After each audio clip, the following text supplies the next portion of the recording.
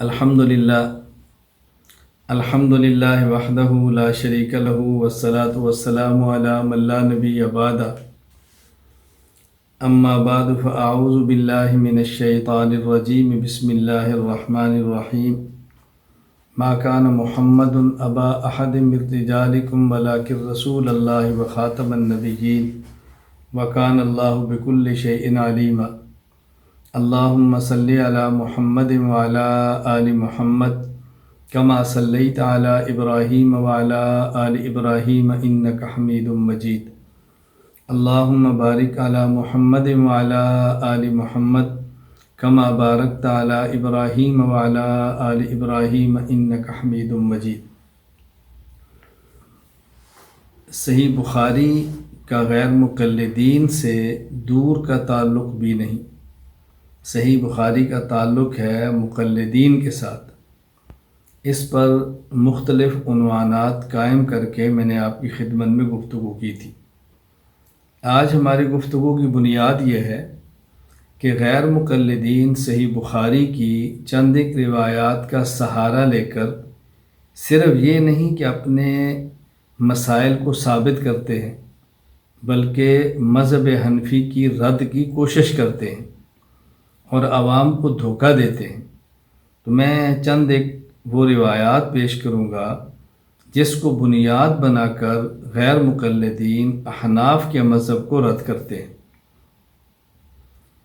اللہ تعالیٰ ہمیں بات سمجھنے کی، سمجھ آئے تو پھر سمجھانے کی توفیق عطا فرمائے۔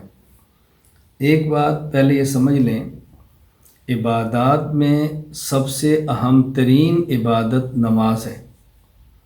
نماز کو شرائط ارکان کا خیال رکھتے ہوئے، سنن مستحبات آداب کی رعایت کرتے ہوئے پڑھنا بہت ضروری ہے۔ غیر مقلدین سب سے زیادہ حملہ نماز کے مسائل کی بنیاد بنا کے احناف پہ کرتے ہیں۔ بہت سارے لوگ وہ ہیں جو بیچارے نماز نہیں پڑھتے، نماز سے دور ہوتے ہیں، بحمد اللہ تعالی تبلیغ جماعت کی محنت کی برکت سے، خانقاہوں کی محنت کی برکت سے، علماء کی محنت، مدارس کی محنت، اس کی برکت سے وہ نمازی بنتے ہیں۔ لوگ جب نمازی بن جاتے ہیں تو پھر یہ غیر مقلد ان کو پریشان کرتے ہیں۔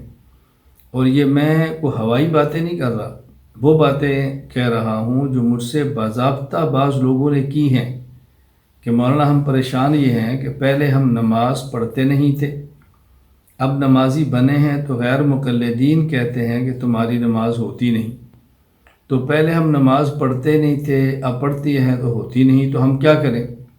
میں نے کہا بھی کیا مسئلہ ہے؟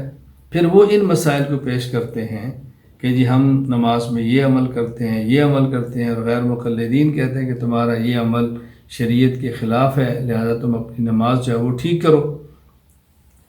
تو غیر مقلدین نماز کے مسائل کو چھیڑتے ہیں، اور ان میں 4 مسائل ایسے ہیں جس کو وہ اپنے مسلک کے 4 پھول کہتے ہیں۔ یہ میں ان کے علماء کی گفتگو پیش کر رہا ہوں جو میں نے خود سنی ہے کہ یہ ہمارے مذہب اہل حدیث کے 4 پھول ہیں، یعنی گویا کہ وہ ان کو بطور شعار کے پیش کرتے ہیں کہ ان کا شعار ہے۔ اگر حضرت امام شافعی رحمہ اللہ کا مقلد ہے تو ہمیں اختلاف نہیں ہے، ہمیں کوئی تکلیف نہیں ہے، اپنے امام کے مذہب پر عمل کرے۔ کوئی حضرت امام احمد بن حنبل کا مقلد ہے، کوئی حضرت امام مالک کا مقلد ہے تو اپنے مذہب امام پر عمل کرے، لیکن چاروں میں سے کسی کے مذہب کو قبول بھی نہ کرے اور اکابر کا سہارا لے کر، اسلاف کا سہارا لے کر احناف کے مذہب پر رد کرے، یہ بہت بڑی ضلالت اور گمراہی ہے۔ اس لیے ہمیں اس سے غرض نہیں کہ وہ کیا کرتے ہیں، ہمیں اس سے غرض ہے کہ ہم ٹھیک کرتے ہیں، ہم اپنی بات ثابت کرتے ہیں کہ ہم ٹھیک کرتے ہیں، اور جو روایات ہمارے خلاف پیش کی جاتی ہیں روایات ہمارے خلاف نہیں ہیں، یہ ہے بنیادی بات۔ تو وہ 4 مسائل کو زیادہ زور سے پیش کرتے ہیں۔ 4 مسائل میں سے پہلا مسئلہ، نماز پڑھتے وقت ہاتھ کہاں باندھنے چاہیے۔ دوسرا مسئلہ کہ جب نماز پڑھیں تو امام فاتحہ پڑھے تو پھر امام کے پیچھے فاتحہ پڑھنی ہے یا نہیں پڑھنی۔ تیسرا مسئلہ آمین اونچی کہنی ہے یا آہستہ کہنی ہے۔ اور چوتھا مسئلہ کہ رفع الیدین کرنا ہے رکوع جاتے، رکوع سے اٹھتے اور تیسری رکعت سے اٹھتے ہوئے یا نہیں کرنا۔ یہ الحمدللہ رب العالمین علی کل حال۔ تو یہ 4 مسائل ہیں جس کو بہت شد و مت سے بیان کرتے ہیں۔ اگرچہ غیر مقلدین ان کو بیان کرتے ہوئے پہلے رفع الیدین کی بات کرتے ہیں، لیکن ہم ترتیب سے چلتے ہیں کہ دیکھو جب نماز پڑھیں گے تو سب سے پہلے مسئلہ ہوگا ان 4 مسائل میں کہ ہاتھ کہاں باندھنے ہیں۔ اب دوسرا مسئلہ ہوگا کہ امام کے پیچھے فاتحہ پڑھنی ہے یا نہیں پڑھنی۔ تیسرا مسئلہ ہوگا کہ پھر آمین آہستہ کہنی ہے یا اونچی آواز سے۔ اور پھر چوتھا مسئلہ ہوگا جب رکوع جانا ہے تو رفع الیدین کرنا ہے یا نہیں کرنا۔ ترتیب تو یہ ہے، اس لیے ہم سب سے پہلے اسی مسئلے پر بات کریں گے کہ ہاتھ کہاں باندھنے چاہیے۔ غیر مقلدین کا موقف یہ ہے کہ ہاتھ سینے پر باندھیں اور یوں باندھیں کہ بایاں ہاتھ نیچے ہو، دایاں ہاتھ اوپر ہو، یوں باندھیں، یا بعض اس طرح کرتے ہیں بارو سینے پر ہاتھ باندھنے کی بات کرتے ہیں۔ جبکہ حناف کا مذہب یہ ہے کہ دایاں ہاتھ، یہ دائیں ہاتھ کی ہتھیلی بائیں ہاتھ کی پشت پر ہونی چاہیے، یہ انگوٹھا اور چھوٹی انگلی چھنگلیاں اس سے یہاں بائیں گھٹے کو پکڑنا چاہیے، اور یہ 3 انگلیاں یہ بائیں کلائی پہ رہنی چاہیے، اور ہاتھ کو ناف کے نیچے باندھنا چاہیے۔ ہمارے یہاں مسئلہ یہ ہے۔ اس وقت میں اس مسئلے پر تفصیل سے بات نہیں کر رہا، اس مسئلے پر تفصیل سے بات انشاءاللہ اپنے موقع پر کریں گے اور دلائل کے ساتھ کریں گے۔ ابھی صرف یہ بتانا ہے کہ غیر مقلدین صحیح بخاری کی جس روایت سے استدلال کرتے ہیں یہ ان کا استدلال درست نہیں ہے۔ یہ ہے بنیاد، ان کی بنیاد یہ ہے کہ حضرت امام بخاری رحمہ اللہ تعالی نے صحیح بخاری میں باب قائم فرمایا ہے، باب وضع الیمنی علی الیسری فی الصلاۃ، اور اس کے تحت حدیث لائے ہیں عن سہل بن سعد رضی اللہ عنہ قال کان الناس یؤمرون ان یضع الرجل الید الیمنی علی ذراع الیسری فی الصلاۃ۔ حضرت سہل بن سعد کہتے ہیں کہ رسول اکرم صلی اللہ علیہ وسلم کے دور میں حکم دیا جاتا تھا کہ آدمی اپنے دائیں ہاتھ کو بائیں کلائی پر رکھے نماز میں۔ استدلال کیسے ہے؟ مانامہ الحدیث شمارہ نمبر 88، غیر مقلدین کے عالم زبیر علی سعی وہ لکھتے ہیں امام بخاری نے باب وضع الیمنی علی الیسری فی الصلاۃ نماز میں دایاں ہاتھ بائیں پر رکھنا کے تحت درج ذیل مشہور حدیث لکھی ہے۔ لوگوں کو حکم دیا جاتا تھا کہ ہر آدمی نماز میں اپنا دایاں ہاتھ اپنی بائیں ذراع پر رکھے۔ آگے لکھتے ہیں ہاتھ کی بڑی انگلی سے لے کر کونی تک حصے کو ذراع کہتے ہیں، اور پوری ذراع پر ہاتھ رکھنے سے خود بخود سینے پر ہاتھ آ جاتے ہیں۔ تو اس حدیث کو بنیاد بنا کے اپنا انہوں نے مسئلہ بیان کیا۔ جوابات سماعت فرمائیں۔ پہلا جواب یہ ہے کہ یہاں الصدر سینے کی وضاحت نہیں ہے کہ ہاتھ سینے پر رکھنا ہے، اس کا کوئی ذکر موجود نہیں ہے، تو یہ تمہارے موقع پر دلیل نہیں بن سکتی۔ دوسرا جواب، ان کی دلیل کی بنیاد یہ ہے کہ اس حدیث میں لفظ ذراع ہے، اور ذراع کہتے ہیں ہاتھ سے لے کر کونی تک، یہاں سے لے کر یہاں تک، یہ مکمل ذراع ہے، لہذا جب پورے ذراع پر ہاتھ رکھیں گے تو سینے پر آئے گا۔ حالانکہ یہ بات بھی غلط ہے، آپ دیکھیں ذراع پر رکھیں تو سینہ ضروری نہیں ہے، آپ نیچے کر لیں، ناف کے اوپر ہوگا اور سینے سے نیچے ہوگا، تو یہ بات بھی غلط ہے۔ تیسری بات، اگر ذراع کا معنی یہ ہے لغت کے اعتبار سے کہ ہاتھ کی انگلیوں سے لے کر یہ کونی تک کے حصے کو کہتے ہیں، تو حدیث پاک میں لفظ ید ہے، حکم دیا جاتا کہ ان یضع الرجل الید الیمنی، دائیں ہاتھ کو بائیں ذراع پر رکھے، اور ید لغت میں کہتے ہیں المعجم الوسیط میں ہے الید من اعضاء الجسد وہی من المنکب الی اطراف الاصابع، یعنی انگلیوں کے کناروں سے لے کر یہ کندھے تک یہ سارے کا سارا ید ہے۔ القاموس الوحید میں ہے ید اس کا اطلاق مونڈے سے انگلیوں کے کنارے تک ہوتا ہے۔ اب غیر مقلد یعنی دائیں ہاتھ کو یہاں سے لے کر کندھے تک، بائیں ہاتھ کی جو کلائی ہے ہاتھوں سے لے کر کونی تک یہاں پورا رکھ کر دکھائیں۔ تو اگر ذرا کا لغوی معنی لیا ہے تو پھر ید کا بھی لغوی معنی لے لیں، تو دونوں کو استدلال کریں اور ہاتھ رکھ کر دکھائیں، تو پھر اندازہ ہوگا کہ غیر مقلد کہتے کسے ہیں، پھر اندازہ ہوگا کہ استدلال کیسے کسے ہیں اور غیر مقلدین کی عقل اور دماغ کتنی ہے، یہ خود محسوس ہو جائے گا۔ اور چوتھا جواب یہ ہے کہ دیکھیں، اگر آپ نے استدلال کرنا ہے تو ساری اس عنوان پہ روایات کو جمع کریں تو آپ کو اندازہ ہوگا کہ اس حدیث کا مطلب کیا ہے۔ آپ ساری روایات کو جمع کریں، مثلا یہاں سہل ابن سعد رضی اللہ عنہ صحیح بخاری کی روایت کے اندر یہ ہے کہ دائیں ہاتھ کو بائیں ذراع پر رکھا جاتا، کان الناس یؤمرون ان یضع الرجل الید الیمنی علی ذراع الیسری فی الصلاۃ۔ تو پھر دوسری روایت صحیح ابن حبان حدیث نمبر 1860، سنن نسائی باب موضع المرفقین، سنن ابی داود باب تفریع استفتاح الصلاۃ۔ یہ حدیث وائل بن حجر رضی اللہ عنہ سے فرماتے ہیں لَأَنظُرَنَّ إِلَىٰ رَسُولِ اللَّهِ صلی اللہ علیہ وسلم كيف يصلي قال فنظرت إليه قام فكبر ورفع يديه حتى حاذتا أذنيه ثم وضع يده اليمنى على ظهر كفه اليسرى والرسغ والساعد۔ اس میں ہے کہ رسول اللہ صلی اللہ علیہ وسلم نے اپنے دائیں ہاتھ کو بائیں ہاتھ کی ہتھیلی، گھٹے اور یہ بازو پر رکھا۔ اب دیکھو تین چیزیں آ گئی، بائیں ہاتھ کی ہتھیلی، یہ گھٹا اور یہ جو کلائی کا حصہ ہے یہاں رکھا، یہ دوسری حدیث آ گئی۔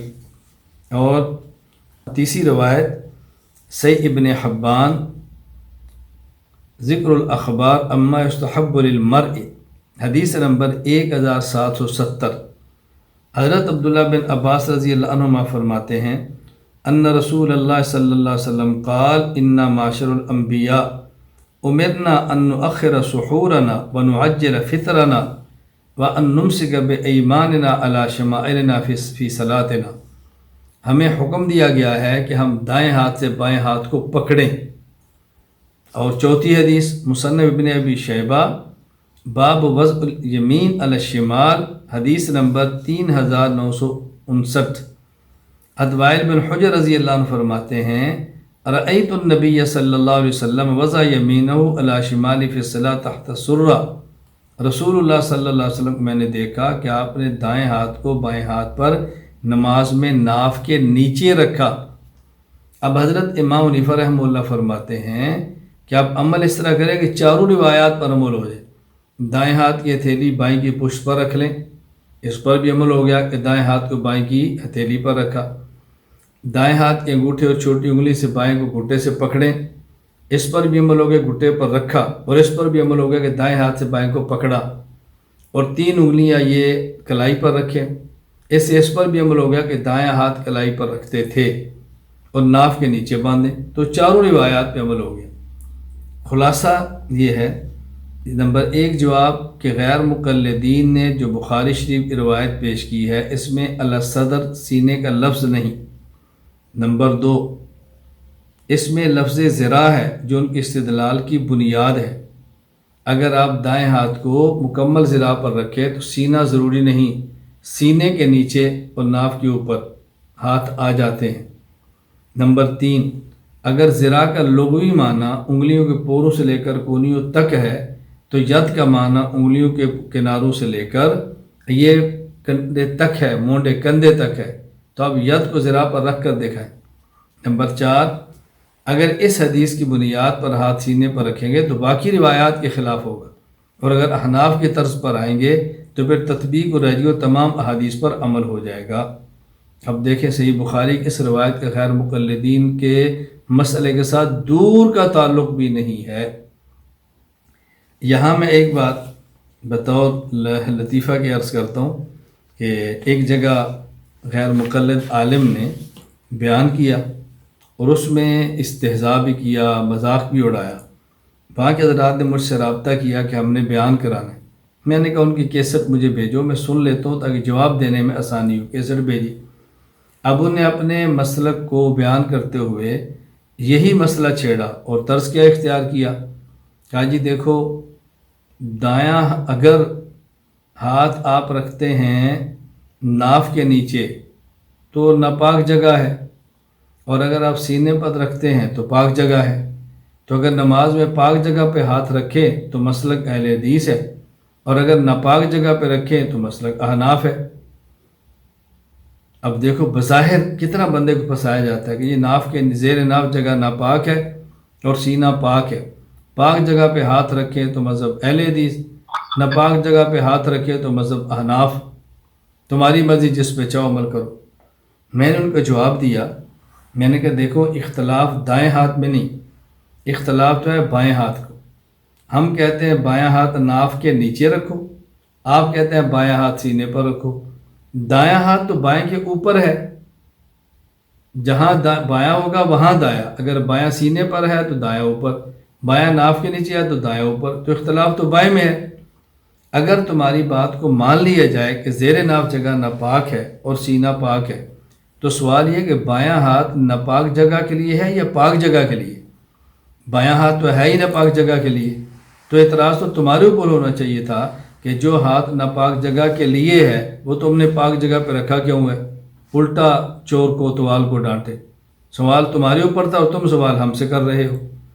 پھر میں نے کہا اگر اس کو بنیاد بنائے تو ایک سوال میں بھی کر دیتا ہوں، میں آپ سے کہتا ہوں تمہاری بات مان لی جائے کہ سینہ پاک اور زیر ناف جگہ ناپاک، تو پھر ہم بھی کہہ دیں گے کہ دیکھو یہ داڑھی ہے، اگر یہ سینہ پاک جگہ پر آئے تو مذہب احناف ہے، اور اگر یہی داڑھی کے بال پاک ناپاک جگہ تر چلے جائیں زیر ناف تو مذہب اہل حدیث ہے۔ تم اس کا کیا جواب دو گے؟ جو تم نے ڈھکوسلا پھینکا میں نے تو اس کا جواب دے دیا، اور تمہاری ہی بات کو بنیاد بنا کر جو میں نے سوال کیا تم اس کا جواب دو۔ تقریباً میرا خیال ہے کوئی 12 سال کا عرصہ گزرنے والا ہے، ابھی تک میرے سوال کا جواب نہیں آیا، اور انشاءاللہ اور معقول انداز میں آئے گا بھی نہیں انشاءاللہ۔ دوسرا مسئلہ کہ جب امام نے نماز شروع کر دی ہے، ہاتھ باندھ لیے ہیں، اب اس کے بعد امام صاحب نے شروع کرنا ہے سورۃ الفاتحہ کو، تو امام کے پیچھے سورۃ فاتحہ پڑھیں یا نہ پڑھیں؟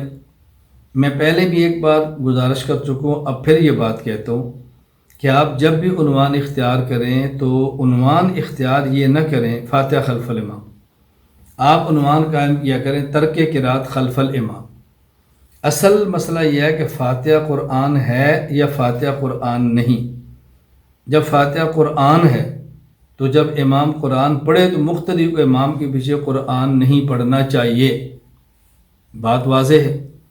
تو مسئلہ فاتحہ کا نہیں، مسئلہ پورے قرآن کا ہے، تو عنوان یہ قائم کریں ترک قرات خلف الامام، کہ مقتدی کو امام کے پیچھے قرآن کریم نہیں پڑھنا چاہیے، یہی عنوان قائم کریں، اسی پر آپ بیان فرمائیں اور اسی کو امت میں عام کریں، ترک قرات خلف الامام، ترک قرات خلف الامام، ترک قرات خلف الامام، اسی پر مسائل بیان کریں۔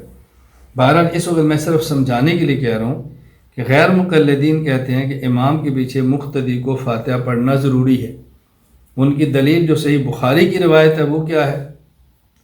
حضرت امام بخاری رحمہ اللہ نے صحیح بخاری میں باب قائم فرمایا، باب وجوب القراءۃ للامام والماموم فی الصلوات کلھا فی الحضر والسفر وما یجہر فیہا وما یخافت۔ اور اس کے تحت حضرت عبادہ بن صامت رضی اللہ عنہ سے حدیث لائے ہیں، ان رسول اللہ صلی اللہ علیہ وسلم قال لا صلاۃ لمن لم یقرأ بفاتحۃ الکتاب۔ جواب سماعت فرمائیں۔ پہلی بات یہ ہے کہ جو امام بخاری فرماتے ہیں باب وجوب القراءۃ للامام والماموم، کہ امام اور مقتدی کے لیے قراءت کرنا واجب ہے، یہ حضرت امام بخاری رحمہ اللہ کی فقہ ہے، فقہ البخاری فی تراجمہ، یہ امام بخاری کی فقہ ہے، امام بخاری کا مذہب ہے۔ اور آپ حضرات کے ہاں اللہ تعالیٰ محفوظ فرمائے، جو میں حوالہ جات دے چکا ہوں، کہ آپ کہتے ہیں کہ فقہ کو لینا یہ گویا قرآن کریم اور حدیث پاک کے مغز کو چھوڑ کر قرآن کریم اور حدیث پاک کے مغز کو چھوڑ کر یہ بیکار سی چیزیں ہیں کہ آدمی اس کو لے۔ تم نے کتنی سخت تردید کی ہے۔ فقہ امام کی ماننا تم تقلید کہتے ہو، اور تقلید کو تم شرک کہتے ہو۔ تو جب آپ نے فقہ نہیں مانی تو امام بخاری کی فقہ کیوں مان دیں؟ دو باتیں الگ ہیں۔ ایک ہے امام بخاری کیا فرماتے ہیں، اور ایک ہے امام بخاری اپنے فرمانے پر حدیث کو انسی لاتے ہیں۔ مسئلہ امام بخاری کے فرمان کا نہیں، مسئلہ امام بخاری کی روایت کا ہے۔ کیونکہ اگر فقہ کی بات ہو تو امام حنیفہ بڑے ہیں، امام بخاری چھوٹے ہیں، فقہ بڑے کی مان لی جائے، چھوٹے کو چھوڑ دیا جائے۔ وہ صحابہ کے دور کیا ہے، امام بخاری بعد کے آدمی ہیں۔ بہرحال پہلا جواب یہ ہے کہ یہ امام بخاری کی فقہ ہے، اور فقہ بخاری ماننے کا تمہیں کوئی حق نہیں ہے کہ تم فقہ ماننے کو تقلید اور تقلید کو شرک کہتے ہو۔ جہاں تک حضرت امام بخاری رحمہ اللہ کی اس روایت کا تعلق ہے جو آپ نے بیان فرمایا، دیکھیں کسی حدیث پر بھی عمل کرنے کے لیے اس حدیث کے تمام طرق دیکھیں۔ حضرت امام ابو عبداللہ احمد بن حنبل رحمہ اللہ وفات 241 ہجری فرماتے ہیں الحدیث اذا لم تجمع طرقه لم تفهمه والحدیث یفسر بعضها بعضا، کہ جب حدیث کے تمام طرق جمع نہ ہوں یا لم تجمع طرقه تو طرق کو جمع نہ کرے تو تم حدیث کو سمجھ نہیں سکتے، اور ایک حدیث دوسری حدیث کی وضاحت کرتی ہے۔ الجامع اخلاق الراوی للخطیب۔ اب لا صلاۃ لمن لم یقرأ بفاتحۃ الکتاب فصاعدا، یہ الفاظ موجود ہے خلق و افعال عباد للبخاری کے اندر۔ صحیح مسلم باب وجوب قراءۃ الفاتحہ فی کل رکعہ، اور اسی طرح سنن ابی داؤد باب من ترک القراءۃ فی صلاۃ فاتحۃ الکتاب۔ تو یہ حدیث جو صحیح بخاری میں ہے، اب دیکھو خلق و افعال عباد البخاری، صحیح مسلم، سنن ابی داؤد، حدیث کے الفاظ کیا ہیں؟ لا صلاۃ لمن لم یقرأ بفاتحۃ الکتاب فصاعدا، یعنی فاتحہ بھی پڑھے اور کچھ زائد بھی پڑھے۔ اسی طرح حضرت ابو ہریرہ سے روایت ہے لا صلاۃ الا بقراءۃ فاتحۃ الکتاب فما زاد، فاتحہ بھی پڑھے کچھ زائد بھی پڑھے۔ سنن ابی داؤد باب من ترک القراءۃ فی صلاۃ فاتحۃ الکتاب۔ صحیح ابن حبان حدیث نمبر 1788، کتاب القراءۃ البیہقی حدیث نمبر 42۔ یہاں دیکھیں اس کو کس طرح بیان کیا گیا ہے۔ اسی طرح ابو سعید خدری رضی اللہ تعالی عنہ سے روایت ہے امرنا ان نقرأ بفاتحۃ الکتاب وما تیسر، سورۃ الفاتحہ پڑھیں اور جو کچھ آسان لگے وہ بھی پڑھیں۔ سنن ابی داؤد باب من ترک القراءۃ فی صلاۃ، سے ابن حبان حدیث نمبر 1788، کتاب القراءۃ للبیہقی حدیث نمبر 23۔ اسی طرح ابو سعید خدری رضی اللہ تعالیٰ عنہ سے روایت ہے لا صلاۃ لمن لم یقرأ فی کل رکعۃ بالحمد للہ بسورۃ فی فریضۃ او غیرہ۔ سنن ابی داؤد باب القراءۃ خلف الامام، کتاب القراءۃ للبیہقی حدیث نمبر 35۔ اب دیکھو تمام روایات میں لاؤ تو اس میں آتا ہے فاتحہ اور فاتحہ سے کچھ زائد۔ ظاہر ہے فاتحہ اور فاتحہ سے کچھ زائد یا امام پڑھتا ہے یا مقتدی پڑھتا ہے، تو معلوم ہوا کہ اس حدیث کا تعلق مقتدی کے ساتھ نہیں ہے۔ تیسرا جواب اس میں ہے لا صلاۃ لمن لم یقرأ بفاتحۃ الکتاب۔ اب یہ من کیا ہے؟ شمس الائمہ امام محمد بن احمد بن ابی سہل سرخسی وفات 483 ہجری، اصول سرخسی میں فرماتے ہیں وَهِيَ عِبَارَةٌ عَنْ ذَاتٍ مِّن يَعْقِلُ وَهِيَ تَحْتَمِلُ الْخُصُوصَ وَالْعُمُومَ، کہ من عام بھی ہے من خاص بھی ہے، ہر کسی کے لیے بھی ہے اور بعض افراد کے لیے۔ اب یہاں من عام ہو تو مقتدی امام اور منفرد سب کو شامل ہوگا، جب من خاص ہوگا تو تینوں کو شامل نہیں ہوگا، کسی ایک کو یا دو کو شامل ہوگا۔ اور من کا خاص ہونا قرآن کریم سے ثابت ہے، سورۃ الشورى آیت نمبر 5، والملائکۃ یسبحون بحمد ربہم ویستغفرون لمن فی الارض، ملائکہ استغفار کرتے ہیں ان لوگوں کے لیے جو زمین کے اندر ہیں، اور ملائکہ کا مومنین کے لیے استغفار کرنا دوسری سورۃ المومن آیت نمبر 7 سے ثابت ہے، ویستغفرون للذین آمنوا۔ اسی طرح سورہ ملک آیت نمبر 16 اور 17، آمنت من فی السماء ان یخسف بکم الارض، آگے آمنتم من فی السماء ان یرسل علیکم حاصبا، تو من ہمیشہ عام نہیں ہوتا بلکہ من خاص بھی ہے۔ تو میں خیر یہ بتا رہا تھا کہ ان کی دلیل تب بنتی ہے جب من عام ہو، اور من ہمیشہ عام نہیں ہوتا، عام بھی ہوتا ہے اور خاص بھی ہوتا ہے۔ تو یہاں من خاص ہے، جس پر قرائن اور شواہد بھی ہیں کہ من خاص کیوں ہے، اس کو اچھی طرح ذہن نشین فرما لیں۔ کئی ایک حوالے کہ یہ حدیث منفرد کے لیے ہے، اکیلے آدمی کے لیے ہے، اس کو اچھی طرح ذہن نشین فرمائیں۔ نمبر 1، امام ابو عیسیٰ محمد بن عیسیٰ بن سورہ الترمذی، وفات 279 ہجری، جامع ترمذی، باب ما جاء فی ترک القراءۃ خلف الامام، اس کے تحت جابر بن عبداللہ رضی اللہ عنہ فرماتے ہیں کہ لا صلاۃ لمن لم یقرأ بفاتحۃ الکتاب ان ھذا اذا کان وحدہ، یہ اکیلے آدمی کے لیے ہے، مقتدی کے لیے نہیں ہے، مقتدی کے لیے نہیں، اکیلے کے لیے، منفرد کے لیے۔ نمبر 2، حضرت عبداللہ بن عمر رضی اللہ تعالی عنہما سے ہے، موطأ امام مالک، باب ترک القراءۃ خلف الامام فیما جہر فی، ان سے پوچھا گیا کان اذا سئل هل یقرأ احد خلف الامام قال اذا صلی احدکم خلف الامام فحسب قراءۃ الامام واذا صلی وحدہ فلیقرأ، اکیلا نماز پڑھے تو فاتحہ سورت پڑھے، اور جب امام کے پیچھے ہو تو پھر امام کی قرأت اس کے لیے کافی ہے۔ اسی طرح حضرت سفیان بن عیینہ رحمہ اللہ، وفات 198 ہجری، تفسیر سفیان بن عیینہ سورۃ الفاتحہ کی تفسیر کے تحت فرماتے ہیں لمن یصلی وحدہ، کہ یہ اس شخص کے لیے جو اکیلا نماز پڑھے۔ اسی طرح سنن ابی داؤد، باب من ترک القراءۃ فی صلاۃ فاتحۃ الکتاب، التمہید لابن عبد البر، تحت الحدیث 88 وہاں کے اندر موجود۔ حضرت امام احمد بن حنبل رحمہ اللہ، وفات 241 ہجری، جامع ترمذی، باب ما جاء فی ترک قراءۃ خلف الامام۔ اما احمد بن حنبل فقال معنی قول النبی صلی اللہ علیہ وسلم لا صلاۃ لمن لم یقرأ بفاتحۃ الکتاب اذا کان وحدہ۔ اسی طرح امام ابو بکر احمد بن ابراہیم بن اسماعیل فرماتے ہیں، وفات 371 ہجری، قال الاسماعیلی فی روایت اذا کان وحدہ، یہ اس شخص کے لیے جو اکیلا نماز پڑھے۔ بدر المجہود فی حل ابی داود لشیخ سہارنپوری، باب من ترک القراءۃ فی صلاۃ فاتحۃ الکتاب۔ اسی طرح امام ابو عمر یوسف بن عبداللہ بن محمد بن عبد البر المالکی، وفات 463 ہجری، وہ فرماتے خاص واقع علی من صلی وحدہ او کان اماما، التمہید لموطأ فی المالک من المعانی، تو یہ فرماتے ہیں اکیلے آدمی کے لیے۔ اسی طرح امام ابو محمد عبداللہ بن احمد بن قدامہ المقدسی الحنبلی، وفات 620 ہجری، المغنی لابن قدامہ، مسئلہ والماموم اذا سمع قراءۃ الامام، فرماتے ہیں اما حدیث عبادہ الصحیح و محمول علی غیر الامام، یہ امام کے لیے نہیں ہے یا منفرد، نہ مقتدی کے لیے نہیں ہے، یا منفرد اور یا امام۔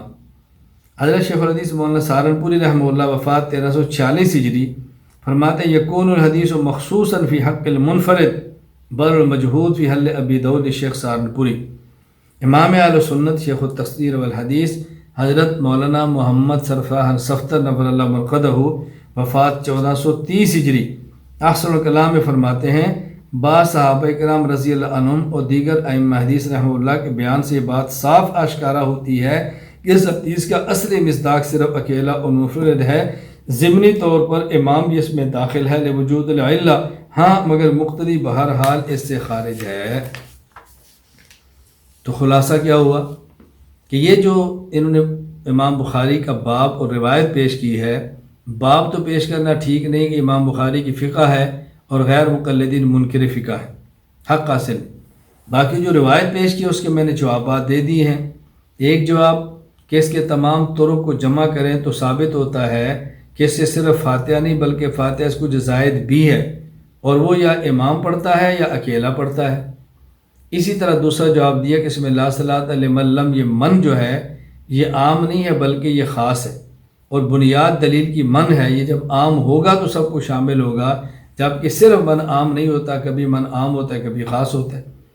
اور پھر ہم نے دلائل سے بات ثابت کی ہے کہ یہ جو من ہے یہاں پر خاص ہے، صحابہ کرام سے بھی ثابت ہے اور ائمہ مجتہدین سے بھی ثابت ہے کہ یہاں پر من خاص ہے، یہ من عام نہیں ہے۔ تو یہ جوابات آپ خدمت پیش کی، اس کو نوٹ فرما لیں۔ ایک شخص سعودی پلٹ تھا، وہاں سے آیا، مجھے ساتھی نے کہا جی وہ بات کرنا چاہتا ہے۔ میں نے کہا یار بات کا فائدہ نہیں، وقت کا ضیاع ہے، نہیں اس کی خواہش ہے۔ میں نے کہا چلے لے آئے، مرکز آ گئے۔ ہم مرکز آئے تو میں نے کہا بھئی کیا مسئلہ ہے؟ کہا جی آپ امام کے پیچھے فاتحہ نہیں پڑھتے، جب امام کے پیچھے فاتحہ پڑھنا صحیح بخاری سے ثابت ہے۔ میں نے کہا اگر صحیح بخاری سے رسول اللہ صلی اللہ علیہ وسلم کی حدیث سے آپ ثابت نہ کر سکے تو پھر؟ کہا جی میں چھوڑ دوں گا۔ میں نے کہا لاؤ صحیح بخاری، میں لایا، میں نے کہا لو صحیح بخاری نکالو۔ کہتے ہیں آپ نکال کے دیں۔ میں نے کہا میں کیوں نکال کے دوں؟ دلیل آپ کی تو آپ نکالیں۔ اب ان کو تو پتہ نہیں صحیح بخاری کے اندر کیا ہے، رٹی رٹائی بات ہے۔ میں نے نکالا، میں نے کہا یہ رکھ لو۔ جی ترجمے والی لائن۔ میں نے کہا ترجمہ اردو کا ہے، اردو تو نبی پاک صلی اللہ علیہ وسلم کی حدیث نہیں ہے نا، آپ کے ارشادات تو عربی کے اندر ہے جو آپ نے الفاظ فرمایا، اردو میں تو اس کا ترجمہ ہوگا، تو تم عربی پڑھو۔ کہا جی مجھے نہیں آتی۔ تو میں نے کہا بات تو وہی ہے کہ جو تمہیں عربی پڑھ کے اپنے مطلب کا ترجمہ کر دے گا تو اس کے پیچھے چل پڑے گا، تجھ سے بڑا مقلد کون ہوگا؟ چلیں، میں نے کہا لو میں اس کو اردو ترجمہ بھی کر دے تو اب آپ بتاؤ۔ کہتا ہے یہ دیکھو جی، لا صلاۃ لمن۔ میں نے کہا من کا معنی؟ کہا جی یہ اس شخص کی نماز نہیں ہوتی جو فاتحہ نہ پڑھے، خواہ امام ہو، خواہ مقتدی ہو، خواہ اکیلا ہو۔ میں نے کہا بھئی یہ جو اتنا لمبا نہیں جتنا تو کر رہے، اور یہ خواہ یہ بخاری میں نہیں، یہ تو نے نکالا ہے۔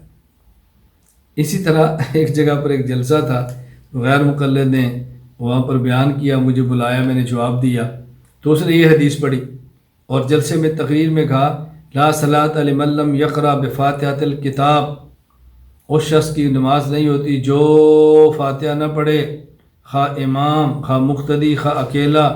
میں نے کہا جو یہ اتنا لمبا نہیں جتنا تو نے کیا ہے، من میں پڑھتا ہوں، لمبا تو کر دے۔ فَيَسْتَغْفِرُونَ لِمَنْ فِي الْأَرْضِ، ملائکہ استغفار کرتے ہیں ہر اس شخص کے لیے جو زمین میں ہو، خواہ ابو بکر صدیق، خواہ ابو جہل کر۔ نہیں یا تو مسلمان ہے صرف۔ تو میں نے کہا تو جو لمبا کیسے کر دیا؟ خواہ امام، خواہ مقتدی، خواہ اکیلا، یہ خواہ تو نے کیا ہے، یہ تو نبی پاک صلی اللہ علیہ وسلم سے نعوذ باللہ ثابت نہیں ہے، تو نے کیسے کر دیا؟ خیر یہ بات سمجھائیں۔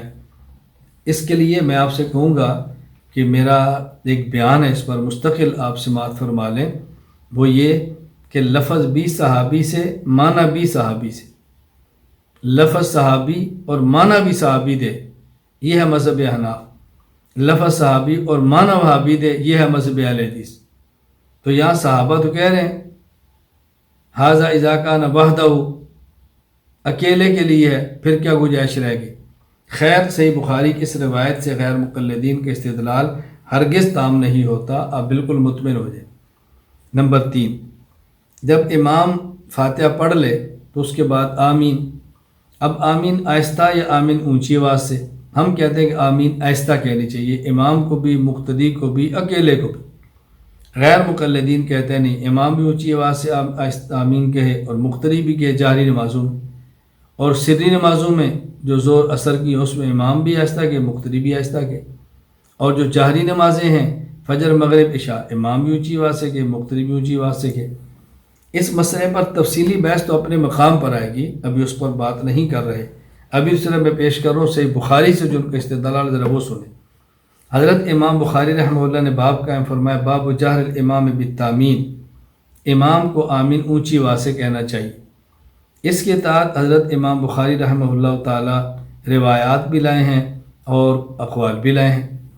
اب حضرت امام بخاری رحمہ اللہ نے یہ فرمایا باب جہر الامام بالتامین، غیر مقلدین اس سے استدلال نہیں کر سکتے، اس لیے کہ یہ امام بخاری کی فقہ ہے اور یہ منکر فقہ ہے۔ فقہ البخاری فی تراجم ہی، یہ ترجمۃ الباب ہے جو کہ امام بخاری کی فقہ اور مذہب ہے، اور یہ مذہب دشمن ہے، مذہب مخالف ہیں، تقلید کے مخالف ہیں، ان کو حق نہیں ہے کہ اس کو پیش کریں۔ جب ہم کہیں اس مسئلے پر امام حنیفہ یہ فرماتے ہیں تو آپ کہ اب امام کی بات کیوں کرتے ہو؟ قرآن کی آمد کے دن کہتا ہے یوم ندعو کل اناس بامامہم، ہر شخص کو امام کے ساتھ لایا جائے گا۔ حالانکہ امام کا معنی یا وہ نہیں جو وہ بیان کرتے ہیں، یا امام سے مراد نامہ اعمال ہے۔ تو جو قرآن کہتا ہے امام کے ساتھ بلایا جائے گا، ہمارے امام حضرت محمد صلی اللہ علیہ وسلم، تمہارے امام ابو حنیفہ ہوں، تو اب تم امام کی بات کیوں کرتے ہو کہ امام بخاری نے فرمایا؟ تو فقہ البخاری فی تراجم الکتاب، یہ بخاری کی فقہ ہے، اور منکر فقہ کو اس سے استدلال کرنے کا کوئی حق حاصل نہیں۔ نمبر 2، وقال عطا آمین دعاء، حضرت امام عطا ابن ابی رباح رحمہ اللہ تعالی وفات 114 ہجری، وہ فرماتے ہیں کہ آمین دعا ہے۔ اور یہ جو قول ہے یہ امام عطا کا ہے جو تابعی ہے، غیر مقلدین کا تو صحابہ حجت نہیں، تو آپ نے تابعی کو کیسے پیش کر دیا؟ اگر امام بخاری کی بات مانی ہے تو امام بخاری تو تابعی کے بات کو مانتا ہے، تو آپ بھی تابعی کی بات کو مان لیں۔ امام حنیفہ رحمہ اللہ تابعی ہیں تو آپ تابعی کی بات قبول کر لیں، کیا مسئلہ ہے آپ کو؟ تو یہ تو اللہ کے رسول نہیں ہے، عطا صحابی بھی نہیں، تابعی ہے، تو تابعی کا قول منکر اقوال تابعین اور منکر اقوال ائمہ کیسے پیش کر سکتا ہے؟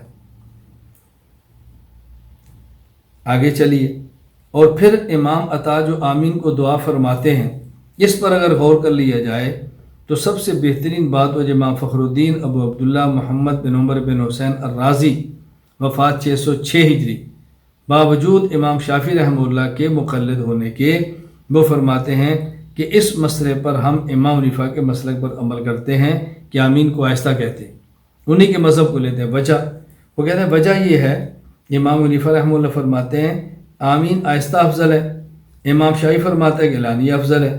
امام حنیفہ نے جو دلیل پکڑی ہے وہ قرآن کریم کی آیت سے، اس کو بڑا سمجھنے کی بات ہے، وہ یہ کہ یہ جو قرآن کریم یہ جو ہے آمین، یہ آمین کیا ہے؟ آمین دعا ہے یا آمین اللہ کا نام ہے؟ اگر آمین دعا ہے تو قرآن کہتا ہے ادعوا ربکم تضرعا و خفیہ، دعا مانگو گڑ گڑا کر اور آہستہ۔ اور اگر آمین اللہ کے ناموں میں سے کوئی نام ہے تو قرآن کہتا ہے وَاذْكُرْ رَبَّكَ فِي نَفْسِكَ تَضَرُّعًا وَخِيفَةً، اللہ کا نام لو گڑ گڑا کر اور آہستہ۔ تو حضرت امام راضی فرماتے ہیں فَإِن لَمْ يَثْبُتِ الْوُجُوبُ فَلَا أَقَلَّ مِنَ النَّدْبِيَّةِ وَنَحْنُ نَقُولُ بِهَذَا الْقَوْلِ، فرماتے ہیں اس کا درجہ یہ ہے کہ آمین آہستہ پڑھنی واجب ہونی چاہیے، اگر واجب نہیں تو کم از کم مستحب تو ضرور ہونی چاہیے، اور ہم اسی پر عمل کرتے ہیں کہ آمین کو آہستہ کہتے ہیں۔ تو حضرت عطا جو فرماتے ہیں آمین دعا ہے، تو اس سے جہر ثابت نہیں ہوتا، اس سے اخفاء اور سر ہی ثابت ہوتا ہے۔ پھر وہ کہتے ہیں امام بخاری رحمہ اللہ تعالی، حضرت عبداللہ بن زبیر وفات 73 ہجری، حضرت ابو ہریرہ رضی اللہ تعالیٰ وفات 57 یا 58 یا 59 ہجری، حضرت ابن عمر رضی اللہ عنہ وفات 73 ہجری، کہ انہیں آثار بیان فرمائے ہیں تعلیقاً، بغیر سند کے آثار بیان فرمائے ہیں۔ مثلا فرماتے ہیں امن ابن الزبیر ومن وراءہ حتی ان للمسجد للجتا، حضرت عبداللہ بن زبیر رضی اللہ تعالیٰ نے آمین فرمائی، جو ان کے پیچھے تھے ان نے آمین کہی، حتیٰ کہ مسجد میں گونج اٹھی، مسجد میں گونج پیدا ہوگی، تو معلوم ہوتا ہے کہ آمین جہرن ہے۔ بھائی پہلی بات یہ ہے، حضرت عبداللہ بن زبیر کو آپ نے پیش کیا، پھر اس کے بعد ابو ہریرہ کو آپ نے پیش کیا کہ کان ابو ہریرہ ینادی الامام لا تفوتنی بآمین، حضرت ابو ہریرہ امام سے فرماتے کہ دیکھو میری آمین فوت نہیں ہونی چاہیے، میرا انتظار کرو۔ حضرت نافع فرماتے ہیں کان ابن عمر لا یدعہ ویحضہم وسمعت منہ فی ذلک خیر، حضرت عبداللہ بن عمر آمین چھوڑا نہیں کرتے تھے، اس کے پڑھنے کی ترغیب دیا کرتے تھے۔ پہلی بات یہ کہ آپ نے عبداللہ بن زبیر، حضرت ابو ہریرہ، عبداللہ بن عمر رضی اللہ عنہم کو پیش کیا، آپ کو حق نہیں ہے، اس لیے کہ آپ کے ہاں افعال صحابہ حجت نہیں۔ فتاوی نظیریہ افعال الصحابۃ رضی اللہ عنہم لا تنتہج الاحتجاج بہا، عرف الجادی نواب میر الحسن خان، صحابہ کا قول حجت نہیں۔ بدور الاہلہ نواب صدیق حسن خان، آثار صحابہ سے حجیت قائم نہیں ہوتی، جب تمہارے حجت ہے تم نے پیش کیسے کیے؟ پھر دوسری بات، در ایک کا جواب سے بات فرمائیں، حضرت عبداللہ بن زبیر رضی اللہ تعالی عنہما کا جو اثر ہے، اس میں تصریح نہیں کہ یہ آمین تھی، یہ عام نمازیں تھیں یا قنوت نازلہ تھی۔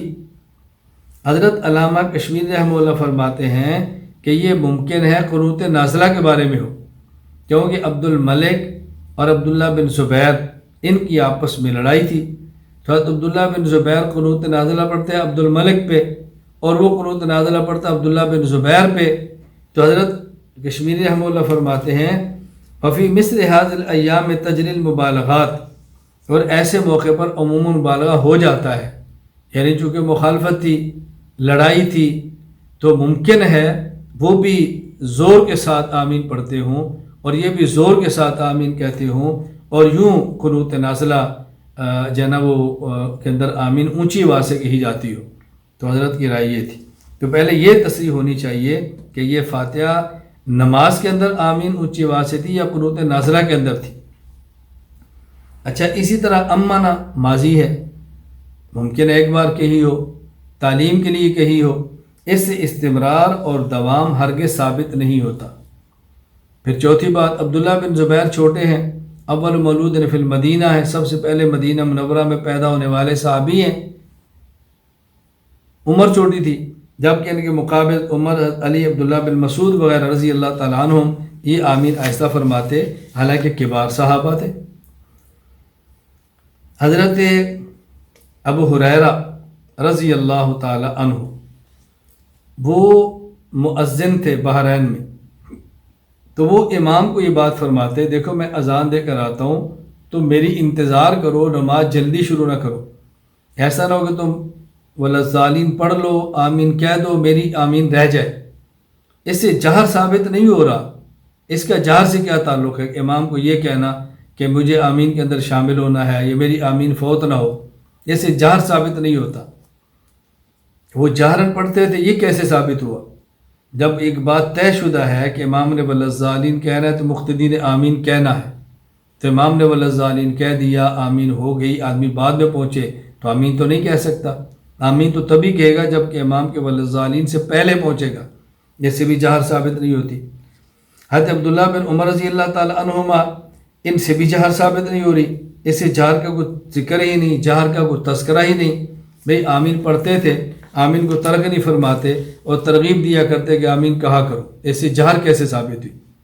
جہر ثابت نہیں ہوتی، یہ اچھی طرح بات ذہن نشین فرما لیں۔ اور پھر انہوں نے جو بیان کیا حضرت رسول اکرم صلی اللہ علیہ وسلم سے، حدیث مبارک یہاں پر لائی گئی ہے کہ حضرت ابو ہریرہ فرماتے ہیں نبی کریم صلی اللہ علیہ وسلم نے ارشاد فرمایا کہ جب امام ولضالین کہے تو تم آمین کہو، جب امام آمین کہے تم آمین کہو، فَإِنَّهُ مَنْ وَافَقَ تَأْمِينُهُ تَأْمِينَ الْمَلَائِكَةِ غُفِرَ لَهُ مَا تَقَدَّمَ مِنْ ذَنْبِهِ، جب تمہاری آمین ملائکہ کے موافق ہو گئی تو گناہ معاف ہو جائیں گے، یعنی جس شخص کی آمین ملائکہ کے موافق ہوگی اس کے گناہ معاف ہو جائیں گے۔ اب دیکھو یہ جو فرمایا جب امام آمین کہے تو اس کا معنی یہ نہیں ہے کہ امام جہرن آمین کہے، ولضالین کے بعد امام نے آمین کہنی ہے، موقع متعین ہے، اس کے لیے جہر کی ضرورت ہی نہیں ہے، یعنی جس موقع پر امام آمین کہتا ہے اس موقع پر آمین تم بھی کہو، تو جہر ثابت نہیں ہو رہا۔ اور جس کی آمین ملائکہ کی آمین کی موافق ہو گئی، اگر تو ملائکہ جہرن کہتے ہیں تو موافقت جہر میں ہوگی، اور اگر ملائکہ سرن کہتے ہیں تو موافقت سر کے اندر ہوگی۔ تو ملائکہ تو جہر نہیں فرماتے نا، ملائکہ تو آمین آہستہ کہتے ہیں، تو اس لیے اس سے یہ ثابت ہوا کہ آمین آہستہ کہنی چاہیے تاکہ ہماری آمین ملائکہ کی آمین کے موافق ہو جائے۔ یہ میں نے خیر خلاصہ خدمت میں عرض کیا ہے غیر مقلدین کی استدلالات کا۔ ان مسائل پہ تفصیلی بحث اپنے موقع پر کریں گے انشاءاللہ العزیز، وہاں اپنے دلائل تفصیل سے پیش کریں گے، ان کے دیگر دلائل کا جواب بھی دیں گے۔ فی الوقت یہ بتانا مقصود ہے کہ ان مسائل میں غیر مقلدین جو صحیح بخاری پیش کرتے ہیں اس سے غیر مقلدین کی دلیل نہیں، استدلال ثابت نہیں ہوتا، ان کا موقف ثابت نہیں ہوتا۔ اللہ تعالی ہمیں اپنے مسلک اور مذہب پر پختگی کے ساتھ عمل کرنے کی توفیق عطا فرمائے۔ وآخر دعوانا ان الحمد للہ رب العالمین۔